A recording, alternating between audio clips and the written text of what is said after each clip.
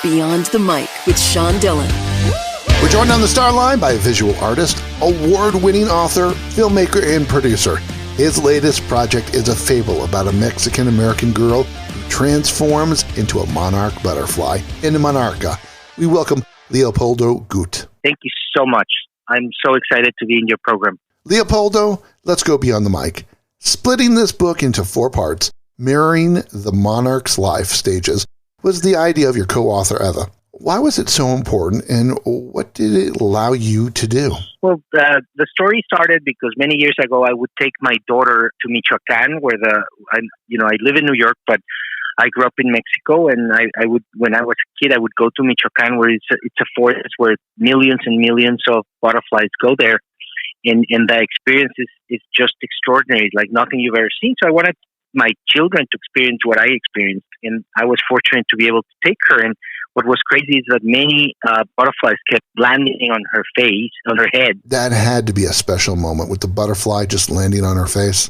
Oh yeah, imagine for a father, it's just so beautiful. And what I did is I started writing and investigating, because everything I do, like kind of go into these wormholes of like research, and I realized something crazy about them and magical. This small creature travels for thousands of miles from the north of Canada all the way into Mexico, into this one forest. We had an extraordinary kind of like liberating feeling that there was more into this. And the more I researched, the more I thought, oh my God, this is pure extraordinary magic. So I wanted this book to have some sort of truth behind the fable. And that's when I called my friend Eva Rigis, my co-author. As logging continues in Mexico in an effort to create more places for avocado growers, how does this limit the places that monarch butterflies can live? Well, that is the big plight of the book. The area in Michoacan is protected by UNESCO, and we are doing everything we can to protect it.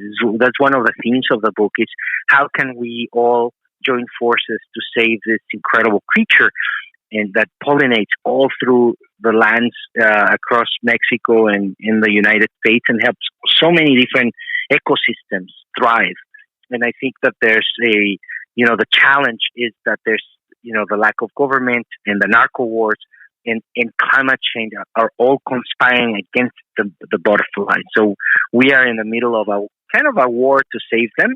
But I am very hopeful because, nature is incredible, and very quickly it changes and regenerates like in New York. Exactly. Nature always wins.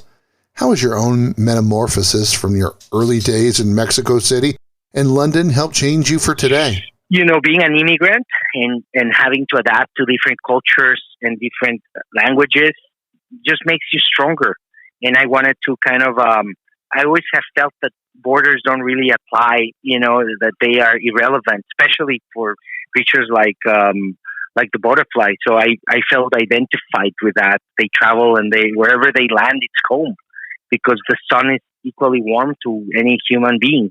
And I feel that the power it gives you to be an immigrant is really beautiful. And I think it's the foundation of the United States.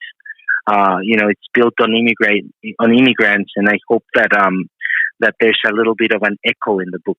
Author of Monarca, Leopoldo Gout joins us beyond the mic. You've made incredible films like Molly's Game, written books like Piñata. But what's the one thing that you wish you could do but haven't done yet?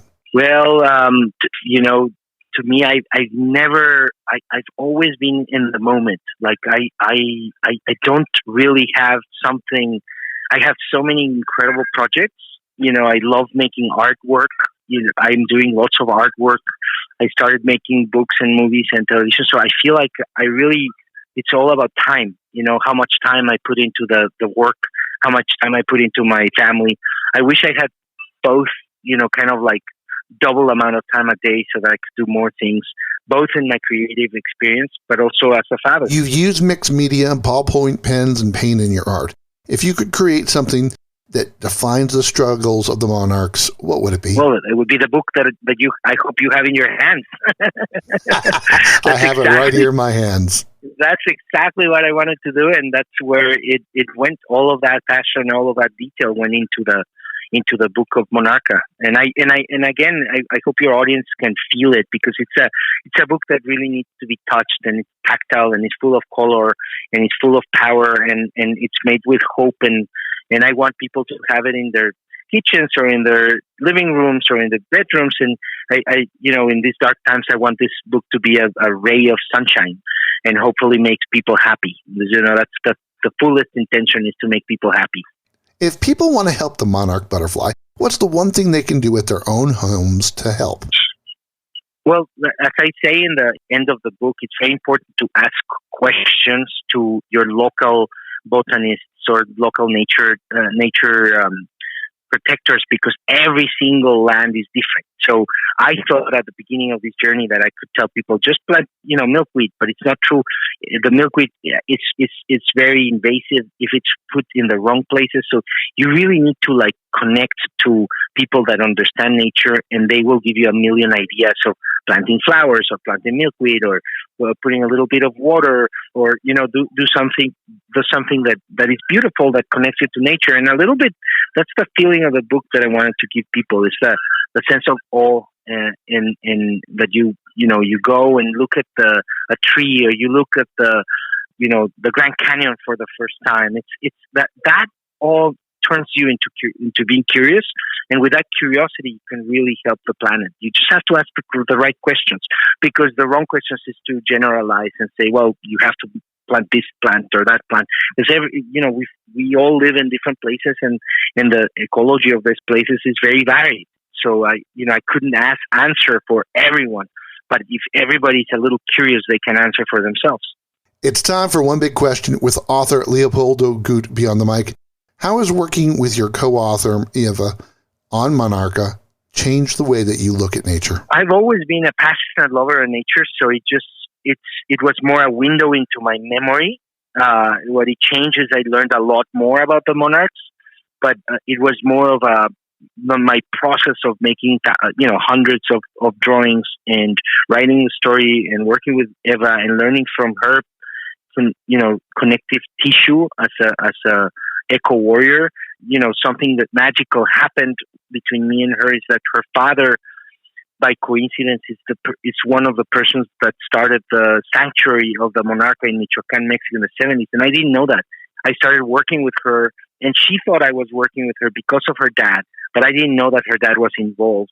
So it was kind of a little bit of magic. So what it changed is the sense that the magic is real. I feel like that moment when we both realized that I called her because she's an eco warrior, and she thought that I called her because of her dad, and the fact that her dad was the one who convinced UNESCO to turn that forest into a protected land was just one of the most incredible moments of the process of making this book. Artist, filmmaker, author of Monarca, we thank Leopoldo Gout for taking the time to talk with us today. Thank you. I love your channel, and I hope that we get to talk many more times. And that, my friends, is a Beyond the Mic shortcut.